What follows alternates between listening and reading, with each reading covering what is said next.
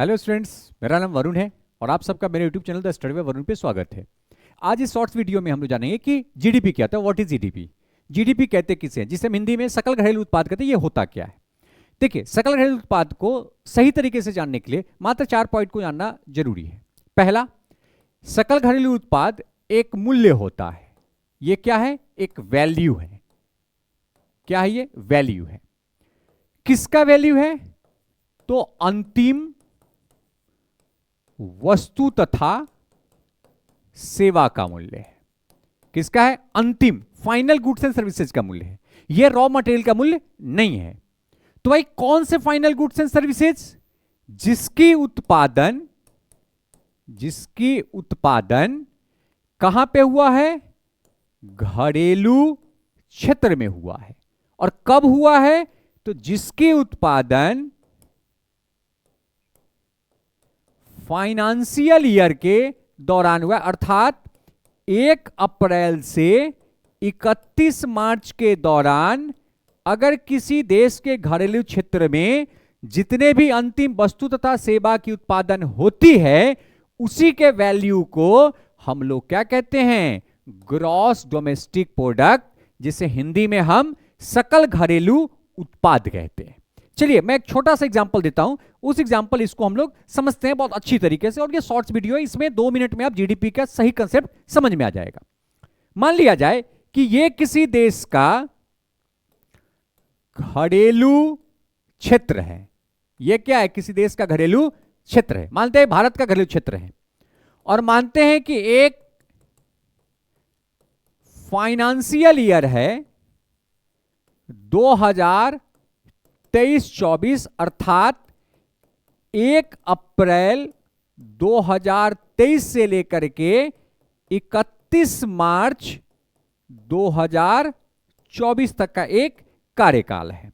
ठीक है, मान लेते हैं इस देश के अंदर में बहुत सारी कंपनियां, ये 9 कंपनियां कार्य करती है, जिसमें ऊपर की जो ये 4 कंपनियां हैं, C1, C2, C3, C4, इसका काम है वस्तु का उत्पादन करना। कैसा वस्तु? अंतिम वस्तु, रॉ मटेरियल का नहीं। क्यों? क्योंकि रॉ मटेरियल का मूल्य ऑलरेडी अंतिम वस्तु के मूल्य में शामिल होता है, इसीलिए हम जीडीपी में हर समय अंतिम वस्तु की बात करते हैं। जैसे मेरा ये कॉटन शर्ट है, ये कपास से बना, ये कॉटन धागा से बना, और कॉटन धागा इस शर्ट का रॉ मटेरियल है। तो ये शर्ट का जो मूल्य होगा, इसमें ऑलरेडी कॉटन धागा, कपास, लेबर चार्ज, सबका मूल्य जुड़ा हुआ है।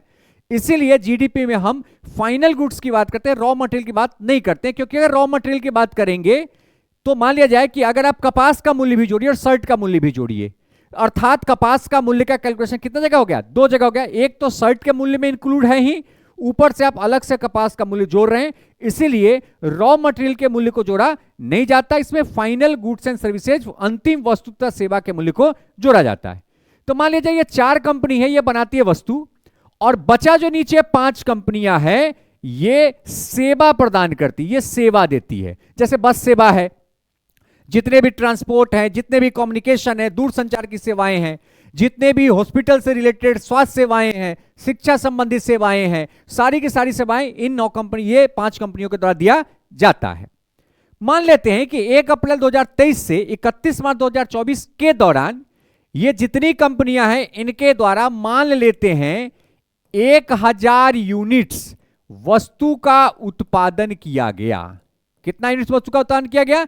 1000 यूनिट्स वस्तु का उत्पादन किया गया। वही इन 5 कंपनियों के द्वारा, मान लेते हैं इन 5 कंपनियों के द्वारा टोटल 2000 सेवाएं दी गई। कितना सेवा दिया गया? टोटल 2000 सेवाएं दी गई। अब अगर हम इस 1000 वस्तु और 2000 सेवा के मूल्य को निकाल के जोड़ देते हैं, तो उसी को हम कहेंगे कि इस घरेलू क्षेत्र का वित्तीय वर्ष 23-24 के दौरान जीडीपी है। तो मान लेते हैं कि 1 यूनिट का मूल्य मान लेते हैं 10 रुपया है, और एक सेवा का मूल्य मान लेते हैं 100 रुपया है। तो कहेगा कितना इसका जीडीपी हुआ? तो जीडीपी निकालने का सिंपल फॉर्मूला है कि जीडीपी इज इक्वल टू क्या हो जाएगा इसका फॉर्मूला?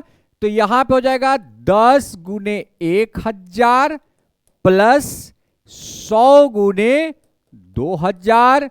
आप यहां पे निकाल लीजिए, तो ये कितना हो गया 10,000 और प्लस ये कितना हो गया 2 लाख। तो हम कह सकते हैं कि इस देश की जीडीपी कितना है 2,10,000 रुपया इस देश की जीडीपी है। तो यही जीडीपी निकालने का कॉन्सेप्ट है कि एक देश के घरेलू क्षेत्र के अंतर्गत एक वित्तीय वर्ष के दौरान जितनी अंतिम वस्तु तथा सेवा का उत्पादन किया गया उसी का जो मूल्य होता है उसी मूल्य को हम जीडीपी कहते हैं।